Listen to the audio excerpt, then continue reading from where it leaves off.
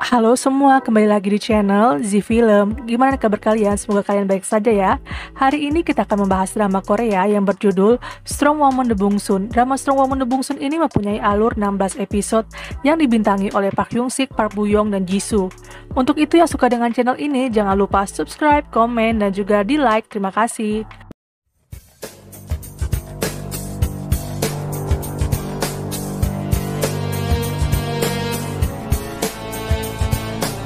Di awal cerita, ada sebuah bis yang bannya pecah sehingga membuat bis tersebut hilang kendali. Semua penumpang merasa panik dan ketika itu ada seorang ibu dengan anaknya yang hampir ketabrak dengan bis tersebut. Tapi ternyata bis itu langsung berhenti dan membuat ibu dan anaknya selamat. Anak SMA yang menaiki bis tersebut melihat ke belakang bis dan melihat ada seorang gadis SMA yang memakai jaket pink yang menutupi wajahnya. Selanjutnya pria itu terbangun dari mimpinya. Mimpinya tersebut mengingatkan dia dengan kejadian dulu. Pria itu bernama Min Hyuk. Min Hyuk saat ini merupakan CEO perusahaan game ternama. Ketika Min Hyuk ingin kembali lagi untuk tidur, ia merasa terganggu tidurnya karena handphonenya berbunyi. Saat itu ada seorang misterius yang menelponnya dan berkata ingin menghancurkan perusahaan Min Hyuk. Tapi Min Hyuk malah tidak merasa takut, malah ia merasa kesal karena orang misterius itu malah mengganggunya tidur. Pagi harinya ada seorang gadis, ia mengecek handphonenya yang berisikan kalau ia gagal dalam interview pekerjaan. Gadis tersebut bernama Do Bongsun. Do Bongsun menceritakan mengenai dirinya yang mempunyai kekuatan super yang berasal dari nenek moyangnya. Dan kekuatan tersebut akan turun-temurun jatuh kepada anak perempuan. Ibunya Do Bongsun awalnya mendapatkan kekuatan tersebut. Tapi karena disalahgunakan oleh ibunya seperti membuli, sehingga membuat kekuatan super tersebut hilang. Kemudian ibunya melahirkan dua anak kembar yang bernama Do Bongsun dan Do Bongki. Ketika Do Bongsun lahir, ia sudah memiliki kekuatan super tersebut.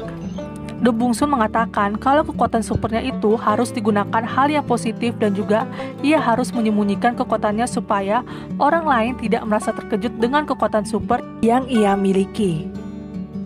Sedangkan di tempat lain, Min Hyuk asik berjalan pagi. Ia menyadari kalau ada seseorang yang mengintainya. Ia pun mengejar orang tersebut, tapi orang tersebut lolos dari kejaran Min Hyuk. Dengan kejadian itulah Min Hyuk meminta sekretarisnya untuk mencarikan bodyguard untuk dirinya. Do Bongsun yang asik sedang berjalan dengan sepedanya, ia melintasi jalan yang dimana ada seorang supir bis yang sedang dihajar oleh preman berjas hitam. Do Bongsun berencana ingin menelpon polisi, tetapi sudah tertahan seorang preman. Ia pun mengambil handphone Do Bongsun dan melemparnya. Min Hyuk juga melintasi jalan tersebut dan ia melihat perkelahian Do Bongsun. Do Bongsun yang sudah kesal dan marah melihat tingkah preman tersebut yang mengolok dirinya. Akhirnya Do Bongsun mengeluarkan kekuatan supernya. Di sana Do Bongsun menampar bos preman tersebut sehingga membuat bos itu terpental ke atas cukup jauh. Ketika itu preman lainnya melihat temannya dihajar oleh Do Bongsun dan satu persatu mereka juga dihajar oleh Do Bongsun.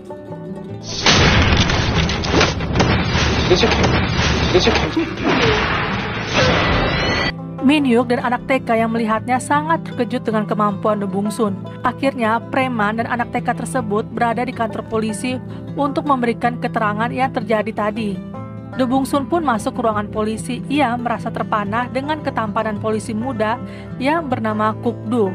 Kuk-do merupakan teman sekolahnya Do Bongsun pada saat itu, dan Do Bongsun sudah lama menyukai Kuk-do. Min Hyuk datang juga ke kantor polisi.